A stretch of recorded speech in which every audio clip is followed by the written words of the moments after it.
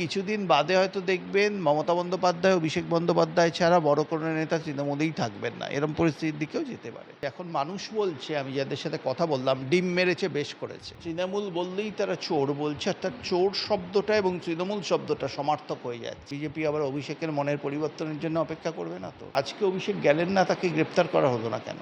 তাই মানুষের মনে বোধহয় একটা সংশয় তৈরি হয়েছে, আদৌ অভিষেক বন্দ্যোপাধ্যায় হাজতবাস হবে তো? কুণাল ঘোষ দলের অস্তিত্ব নিয়েই প্রশ্ন তুলে দিলেন কার্যত। আমার মনে হয় একটা নতুন তৃণমূল কংগ্রেস তৈরি হতে পারে পিসি ভাইপোকে বাদ দিয়ে। প্রায় দিন দুয়েক ধরে ডিমের চাহিদা মার্কেটে অনেক হাই। তার কারণ একটাই, সেটা হচ্ছে যে ডিজে বাজাবেন বলেছিলেন অভিষেক বন্দ্যোপাধ্যায়, শেষকালে দেখা গেল সোনারপুরে গিয়ে রীতিমতো ডিমের বর্ষায় ভিজতে হলো তাকে। তবে যতই জনরোষের তথ্য সামনে আনা যাক না কেন, তথ্য প্রমাণ কিছুটা হলেও অন্য কথা বলছে। তথ্য প্রমাণ বলছে যে কোথাও না কোথাও গিয়ে সুপরিকল্পিত একটি ঘটনাও এটি হতে পারে। স্যার, আপনার বিচক্ষণতায় এই বিষয়টাকে কিভাবে বিশ্লেষণ করতে চান? দেখুন, একটা জনরোষ আছে, এটা নিয়ে তো কখনো অস্বীকার করা যায় না। আপনি যে কোনো জায়গায় দেখুন, তৃণমূল নেতারা গেলে চোর চোর স্লোগান উঠছে, বিভিন্ন দিক থেকে লোকে অভিসম্পাত করছে, এগুলো তো দেখতেই পাচ্ছি। এবার সেই জনরোষের সুযোগ নিয়ে এটা পরিকল্পিত ঘটনা কিনা সেটা তো তদন্ত সাপেক্ষ। কিন্তু যেটা দেখা যাচ্ছে, যাদের মুখগুলো সামনে আসছে এই আক্রমণের ঘটনায়, তারা অনেকেই তৃণমূল কংগ্রেসের ওখানে যিনি প্রার্থী ছিলেন তার ঘনিষ্ঠ, সোনারপুর দক্ষিণে। এটা তো অস্বীকার করা যায় না। এবার তারা ঘনিষ্ঠ হলেই এটা পরিকল্পিত, এটাও বলা যায় না। আসলে জনরোষটা এখন এমন পর্যায়ে সম্ভবত পৌঁছেছে, সেটা আর কোনো দলের গণ্ডিতে বাঁধা থাকছে না। আজকে সন্দীপন সাহা, যিনি এই এন্টালি কেন্দ্রের বিধায়ক, তাকে বহিষ্কার করেছে তৃণমূল, কারণ তিনি বলছেন তার সই এবং আরও কিছু বিধায়কের সই জাল করেছে তৃণমূল কংগ্রেস বিরোধী দলনেতা ঘোষণা করতে। তো এটাও তো একটা রোষ, অর্থাৎ তৃণমূলের নিজের এমএলএ বলছে যে তার সই জাল করেছে তৃণমূল কংগ্রেস, তার দল। সুতরাং এই জনরোষটা কিন্তু সর্বত্র, দলের মধ্যে, দলের সমর্থকদের মধ্যে, বিরোধী দলের মধ্যে, সমাজের সর্বত্র এই জনরোষ। সুতরাং এটা পরিকল্পিত কি পরিকল্পিত নয় বলা যায় না, কিন্তু জনরোষটা কিন্তু সর্বব্যাপী, এবং যেভাবে জনরোষ ছড়াচ্ছে তাতে কিছুদিন বাদে হয়তো দেখবেন মমতা বন্দ্যোপাধ্যায়, অভিষেক বন্দ্যোপাধ্যায় ছাড়া বড় কোনো নেতা তৃণমূলেই থাকবেন না, এরকম পরিস্থিতির দিকেও যেতে পারে। স্যার, এদিকে যেরকমটাই কিছু সিসিটিভি ফুটেজ সামনে এসেছে এবং বেশ কিছু প্রমাণ হাতে উঠে আসছে, সেখানে অভিষেক বন্দ্যোপাধ্যায়ের যিনি ব্যক্তিগত সচিব, তার নাম, সুমিত বাবুর নাম সামনে আসছে। তার কারণ দেখা গিয়েছে যে এলাকাতে বেশ কিছুক্ষণ আগে থেকেই তিনি উপস্থিত ছিলেন। শুধুমাত্র তাই নয়, তার যারা বেশ কিছু ঘনিষ্ঠ মহল আছে তাদেরও ওই যে সময় ডিম ছোড়া হয় সেই সময় তাদের উপস্থিতিও সামনে এসেছে। স্যার, এর পিছনে কি আরও বড় কোনো ষড়যন্ত্র ছিল, কি মনে করেন? ষড়যন্ত্র থাকতেই পারে, কিন্তু ষড়যন্ত্রটা ফ্লপ করে গেছে। এখন মানুষ বলছে, আমি যাদের সাথে কথা বললাম, ডিম মেরেছে বেশ করেছে। মানে এই যে সহানুভূতি পাওয়ার চেষ্টা যদি থেকে থাকে, সেটা কিন্তু সম্পূর্ণ ফ্লপ করেছে, বরঞ্চ লোকে আরও বেশি মারার কথা বলছে। ভয়ঙ্কর অবস্থা একটা। তারপরের দিনই দেখলাম কল্যাণ বন্দ্যোপাধ্যায়ের বিরুদ্ধে একটা জনরোষ দেখলাম, বাবা তিনি আক্রান্ত হয়েছেন না হননি সেটা নিয়ে প্রশ্ন আছে, কিন্তু জনরোষটা থেকে তো অস্বীকার করা যায় না। আর জনরোষটা বিজেপির রোষ শুধু বলা যায় না, জনরোষটা তৃণমূলেরও রোষ, তৃণমূলের বিধায়কদের রোষ, তৃণমূলের সমর্থকদের রোষ, এবং সাধারণ মানুষেরও রোষ। আপনি যদি সাধারণ মানুষের সাথে রাস্তাঘাটে কথা বলেন, তৃণমূল বললেই তারা চোর বলছে, অর্থাৎ চোর শব্দটা এবং তৃণমূল শব্দটা সমার্থক হয়ে যাচ্ছে। তো এই যে পরিস্থিতি, ফলে অভিষেকের এই মার খাওয়াটা যদি পরিকল্পিত হয় কিনা জানি না, সেটাও কিন্তু বুমেরাং হয়ে ফিরে এসেছিলো, কারণ মানুষ চাইছে আরও মার খানুন, এবং মানুষ খুব খুশি ওনাকে মারা হয়েছে। মানে এই যে পরিস্থিতি কলকাতায়, এই শেষ কবে হয়েছে আমি জানি না। আমার মনে পড়ে যায় প্রফেসর ওটেনের কথা, যখন নেতাজি সুভাষচন্দ্র বসু প্রেসিডেন্সি কলেজের ছাত্র। শোনা যায় তিনি বর্ণবিদ্বেষী মন্তব্য করার পর সুভাষচন্দ্র এবং তার দলবলের হাতে তিনি প্রহৃত হন, এরকম একটা কথা শোনা যায়, সত্যি মিথ্যে জানা যায় না। তা তখন সুভাষচন্দ্র কথাটা বলেছিলেন যে আমি যুক্ত নই এর সাথে, তিনি বলেছিলেন, তা সত্ত্বেও তাকে বহিষ্কার করেছিল প্রেসিডেন্সি কলেজ। কিন্তু মানুষের মধ্যে শোনা যায়, তখন শোনা গেছিল মেরেছে বেশ করেছে, এরমভাবেই মারা উচিত। আজকে সেই ওটেনের 100 বছরের বেশি অতিক্রান্ত হয়ে গেছে। অভিষেক সম্বন্ধে একই কথা মানুষের মধ্যে শোনা যাচ্ছে, মেরেছে বেশ করেছে, চোর মেরেছে বেশ করেছে। এবং আজকে তো অভিষেক বলছিলেন আমি যে কোনো তদন্তের সাথে সহযোগিতা করব, তাকে ডাকা হলো বা সিআইডির পক্ষ থেকে সইজাল কেন্দ্র করে, তিনি কিন্তু গেলেন না। স্যার একদম স্যার নেক্সট প্রশ্নটা মানে সেই পরিপ্রেক্ষিতেই রয়েছে যে কোথাও না কোথাও এইভাবে তদন্ত থেকে নিজের গা বাঁচানোর জন্যই কি এই গোটা নাটকটি বা গোটা ষড়যন্ত্রটি রচনা করা হয়েছিল, কি মনে করেন? হতে পারে, সম্ভাবনা আছে, কিন্তু এভাবে কি তদন্ত থেকে গা বাঁচানো যাবে? কতদিন তিনি না গিয়ে থাকবেন? এবং আজকে যখন দেখলাম দল সন্দীপন সাহা এবং ঋতব্রতকে বহিষ্কার করলো, অর্থাৎ দলও কোথাও মনে করছে দলের বিধায়করা দলের বিরুদ্ধে চলে গেছে। কাল মমতা বন্দ্যোপাধ্যায় মিটিং ডেকেছিলেন, শুনছি মাত্র 18 জন, 80-র মধ্যে নাকি এসেছিলেন। আপনারা বেটার বলতে পারবেন কজন এসেছিলেন, মিটিংটা হয়নি, 60 জন আসেননি। তাহলে পরিস্থিতিটা কোন দিকে চলে যাচ্ছে? এটা কিন্তু একটা বড় প্রশ্নচিহ্ন তৃণমূলের অস্তিত্ব নিয়ে তুলে দিচ্ছে। এবং অভিষেক যদি নাটকও করে থাকেন, করেছেন কি করেননি আমি জানি না, নাটকটাও বুমেরাং হয়েছে। আর যদি সত্যি জনরোষ হয়ে থাকে, সেটা অভিষেককে এই ধরনের জনরোষের মুখে পড়ার চাহিদাটা আরও বাড়িয়ে দিচ্ছে। মানুষ ভীষণ খুশি মনে হচ্ছে যে অভিষেক মার খেয়েছেন। এটা খুব একটা সুস্থ সমাজের লক্ষণ নয়, যেখানে মানুষ তৃণমূল দেখলেই মারতে চাইছে। এই পর্যায়ে যে রোষ তৃণমূলের প্রতি, এবং এটা কিন্তু যদি অভিষেক মার খান, পাড়ায় পাড়ায় যারা তৃণমূল নেতা আছেন, যাদের নামে দুর্নীতির অভিযোগ আছে, তারা কী অবস্থা হবে সেটা ভেবেছেন?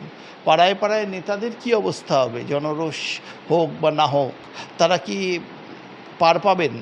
সুতরাং আমার মনে হয় কোথাও সরকারের উচিত এই নেতাদের গ্রেপ্তার করে, মানে যদি তারা দুর্নীতির সাথে যুক্ত থাকেন, কারণ গ্রেপ্তার করে তাদের একটু সমাজ থেকে আলাদা করা, কারণ সেটা তাদের সুরক্ষা দেবে। তাদের বিরুদ্ধে তদন্ত হোক এবং সমাজ থেকে বিচ্ছিন্ন করা হোক অভিষেকের মতো নেতাদের এবং অন্যান্য যারা এই ধরনের দুর্নীতির অভিযোগ আছে যাদের বিরুদ্ধে, যাতে তারা জনরোষের শিকার না হন। তাদের রক্ষা করতে এই ব্যবস্থাটা বোধহয় নেওয়া উচিত।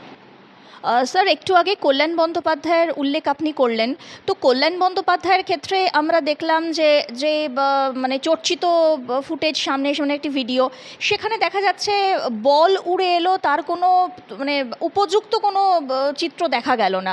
একটি রুমাল এসে তার মাথার পিছন দিকে কোথায় এসে লাগলো, কালো পতাকা দেখানো হচ্ছিল, সেখানেই তিনি ফুলের ঘায়ে মূর্ছা যাওয়ার মতন হঠাৎ করে মাথা চেপে রাস্তাতে শুয়ে পড়লেন, এবং তার পরবর্তীতে তিনি ছটফট করতে থাকলেন, কিন্তু ফোনটি তার হাতে ঠিক দেখা গেল যে রয়েছে।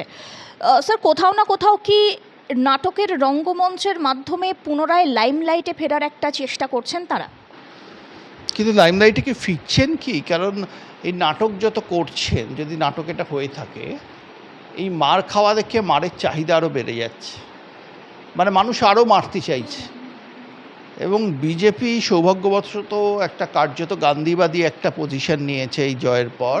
তারা বারবার আবেদন করছে যে আক্রমণ না করতে, তৃণমূলদের আইনের হাতে ছেড়ে দিতে, কিন্তু মানুষের বোধহয় আইনের প্রতি অত আস্থা নেই।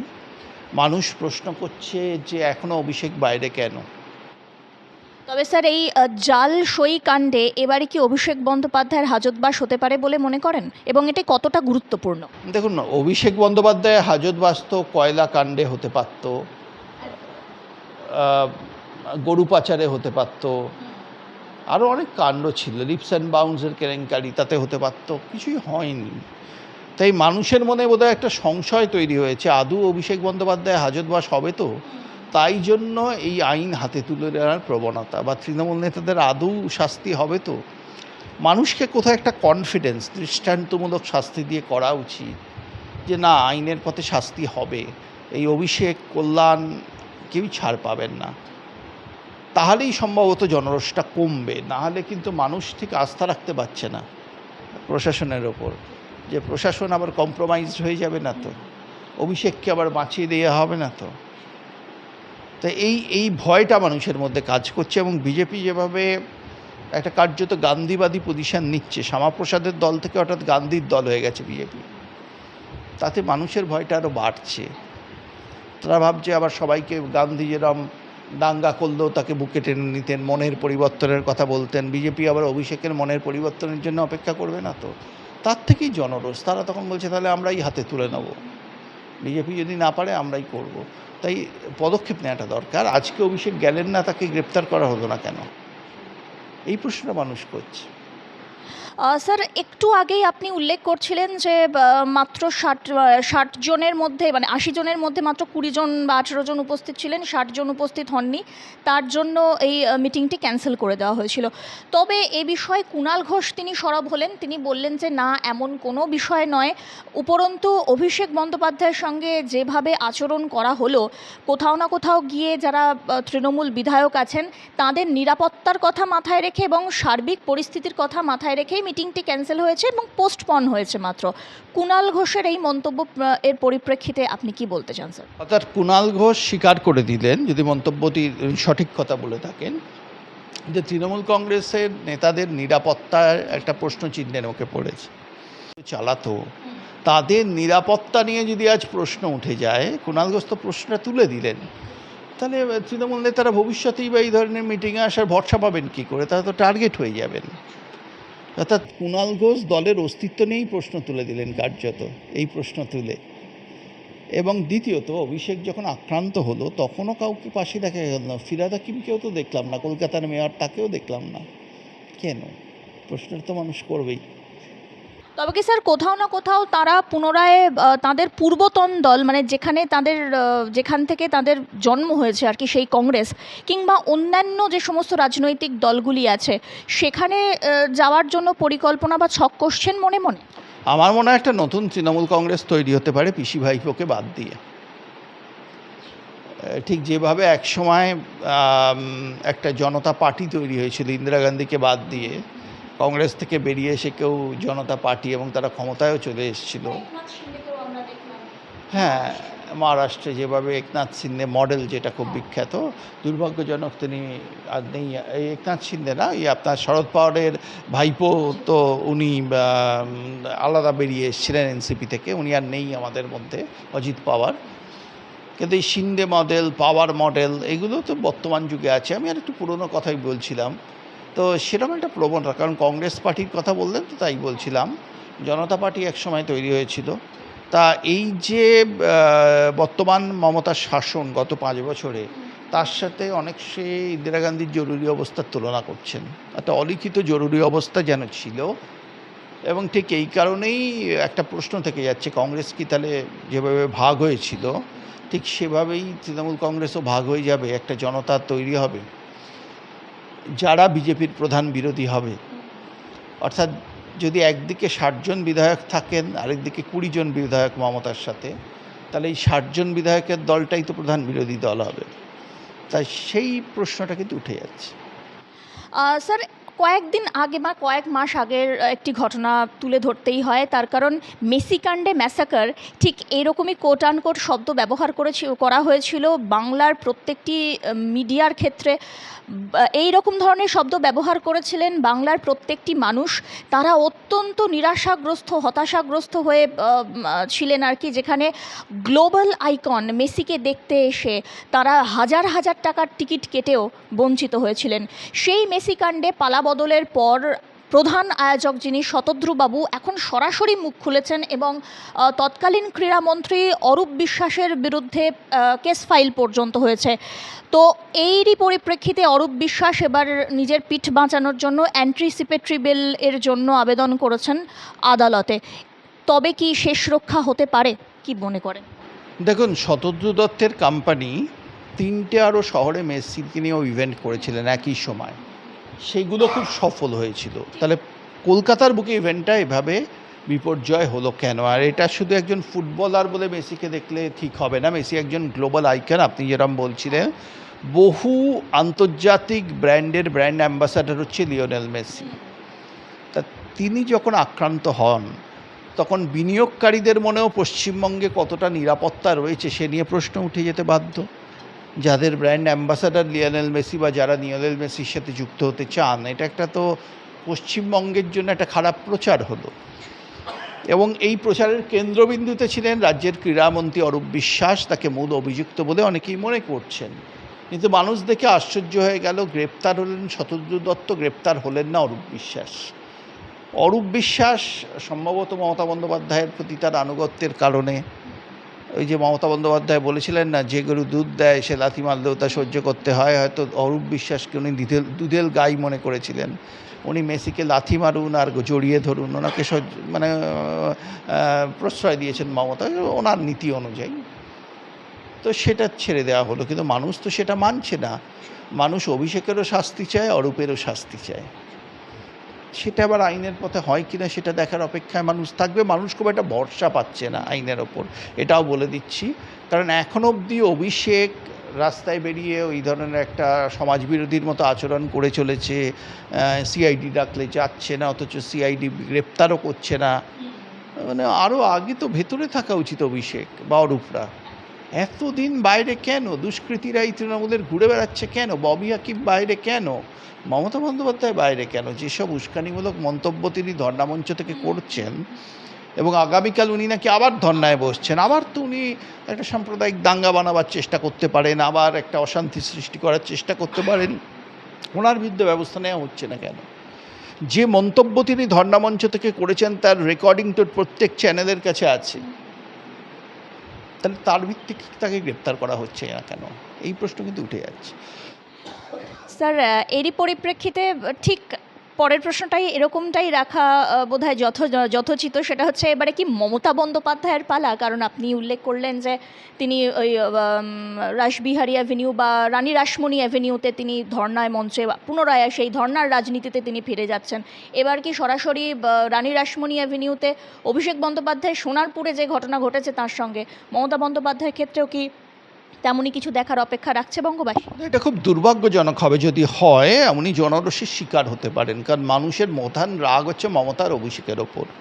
মমতা যদি আবার রাস্তায় বেরোবার চেষ্টা করেন, সেই পুরনো পশ্চিমবাংলা আর নেই, অনেক পরিবর্তন হয়ে গেছে 4 তারিখের পর থেকে। মানুষ কিন্তু মানে মানুষকে আটকে রাখাটা খুব মুশকিল হবে। মানুষের যে আক্রোশ, বিশেষ করে কলকাতার বুকে আরজিকর কাণ্ড নিয়ে যেসব মন্তব্য মমতা বন্দ্যোপাধ্যায় করেছেন, এবং তিনি যেভাবে অপরাধীদের আড়াল করার চেষ্টা করেছিলেন বলে অনেকে মনে করেন, তিনি আরজিকরের প্রিন্সিপাল হোক কি তৎকালীন পুলিশ কমিশনার হোক, পুলিশ কমিশনার অবশ্য সাসপেন্ড হয়েছেন তৎকালীন পুলিশ কমিশনার, কিন্তু মমতা তাকে প্রমোশন দিয়েছিলেন।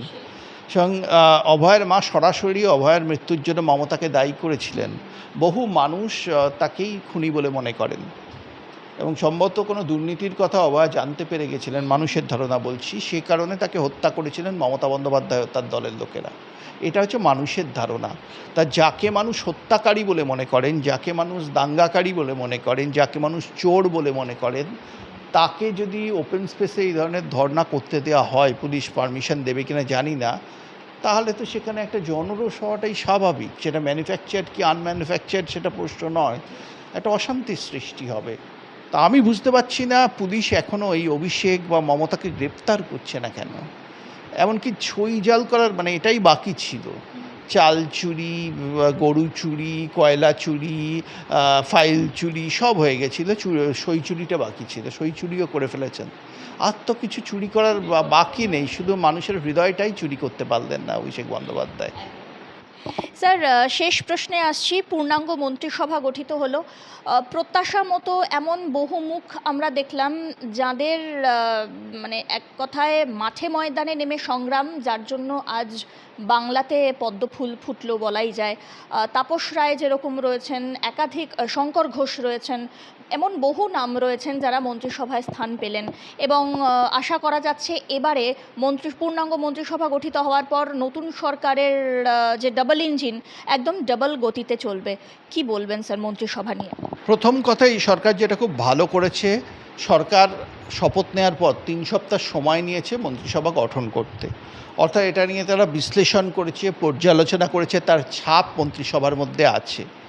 ঠিক যেমন দেখবেন শারদত্ত মুখোপাধ্যায়, উনি একজন ডাক্তার, রাজনীতিবিদ নন, তার মন্ত্রিসভায় ঠাঁই হয়েছে। একইভাবে একজন সাংবাদিক ডক্টর স্বপন দাশগুপ্ত রাজ্যসভার মেম্বার ছিলেন, তার স্থান হয়েছে।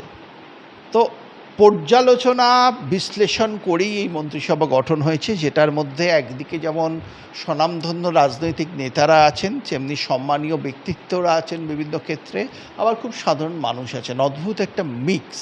আমি তো বলবো পশ্চিমবঙ্গের ইতিহাসে এত ভালো মন্ত্রিসভা সেই বিধান রায়ের সময়ের পর আর গঠিত হয়নি। বিধান রায়ের সময় আমরা এই ধরনের মন্ত্রিসভা দেখতাম, যেখানে একটা ব্যালেন্স থাকতো, একটা চিন্তাভাবনার ছাপ থাকতো। এই যে বর্তমান মন্ত্রিসভা, একটা চিন্তাভাবনার ছাপ আছে, যেটাকে আমি তো একজন নাগরিক হিসেবে স্বাগত জানাবই। শারদ দত্তার মতো মানুষ, ইন্দ্রনীল খানের মতো মানুষ, ডক্টর স্বপন দাশগুপ্তর মতো মানুষ, তাপস রায়ের মতো বিদগ্ধ রাজনীতিবিদ, এই মিক্সটা অত্যন্ত আশাব্যঞ্জক। আরেকটি প্রশ্ন করতে খুব ইচ্ছা করছে, সেটাই হচ্ছে যে জুন মাসের 1 তারিখ থেকে মহিলাদের জন্য সমস্ত বাস ভাড়া ফ্রি হয়ে যাবে, এই কথা ঘোষণা করা হয়েছিল। যেমনই ঘোষণা করা হলো, দেখা গেল যে আজ থেকে মহিলারা অত্যন্ত খুশি মনে সরকারি বাসে তারা যাতায়াত করার জন্য ফ্রি টিকিট নিয়ে উঠছেন। তো এই বিষয়টিকে রাজ্যে নারী শক্তি প্রতিস্থাপনের ক্ষেত্রে কতটা উল্লেখযোগ্য বলে মনে করেন স্যার? আমার মনে হয় উল্লেখযোগ্য যেটা, মমতা বন্দ্যোপাধ্যায় মহিলাদের রাস্তায় বেরোতে বারণ করেছিলেন 8টার পর, আর বিজেপি সরকার বলছে যে মহিলারা যখন খুশি বেরোবেন, যেভাবে খুশি বেরোবেন, যা খুশি পরে বেরোবেন, যতক্ষণ খুশি বাইরে থাকবেন, তার সাথে তারা যদি সরকারি বসে যাতায়াত করেন এবং শুধু কাছাকাছি নয়, দূরেও বাংলার মধ্যে, তাহলে কিন্তু সেটা ফ্রি। অর্থাৎ মহিলাদের প্রকৃত ক্ষমতায়ন কিন্তু এই সরকার করার চেষ্টা করছে, যে ক্ষমতায়নটা কার্যক্ষেত্রে অনেক দিনই বাংলার মায়ে মেয়েদের নেই। গত 15 বছর তো নেই। কার্যত এখানে একটা জিহাদিদের শাসন হয়ে গেছিল, যে জিহাদিরা ছিলেন মমতার ভোট ব্যাংক। লুকিয়ে চুরিয়ে কোনো কথা বলছি না। সেই ভোট ব্যাংকদের তুষ্ট করতেই মহিলাদের স্বার্থটা মমতা ছেড়ে দিয়েছিলেন যে জিহাদিদের তৃপ্ত করতে। তার কাছে মুসলমান ভোট ব্যাংকটা এতই গুরুত্বপূর্ণ ছিল যে তার যে মূল ভোট ব্যাংক মহিলারা, তাদের উনি ছেড়ে দিয়েছিলেন। ঠিক যেভাবে সিপিআইএম বুদ্ধদেব বাবুর কাছে টাটাকে তুষ্ট করা এবং সালেমকে তুষ্ট করা এত গুরুত্বপূর্ণ হয়ে গেছিল, কৃষকদের স্বার্থটা সেকেন্ডারি হয়ে গেছিল। থেকে ফসলি জমি ছাড়া নাকি গাড়ির কারখানা হয় না, এরকম একটা মডেল তারা আনতে চেয়েছিলেন। ঠিক একইভাবে মমতার কাছেও মহিলাদের স্বার্থ, যেটা মূল ভোট ব্যাংক, সেটা সেকেন্ডারি হয়ে জিহাদিদের স্বার্থটা বড় হয়ে গেছিল। জিহাদিরা রাতে বেরোলে, ধর্ষণ করলে তাদের ধরা যাবে না, কেন মহিলারা রাতে বেরিয়েছে সেটা তাদের দোষ। নাইট ডিউটি করলে জিহাদিরা গিয়ে উত্তক্ত করতে পারে, অনেক কিছু করতে পারে, তাদের বিরুদ্ধে ব্যবস্থা নেওয়া হবে না, পার্টি তাদের প্রোটেকশান দেবে। এবং এটা শুধু আরজিকর বলছি না, অনেক ক্ষেত্রেই হয়েছে, মহিলারা আক্রান্ত হয়েছেন। আমার মনে হয় স্বাধীনতার দিক থেকে মহিলারা একটা দ্বিতীয় স্বাধীনতা পেলেন পশ্চিমবঙ্গে। গত 15 বছর যে স্বাধীনতা কেড়ে নিয়েছিল মমতা বন্দ্যোপাধ্যায়ের সরকার।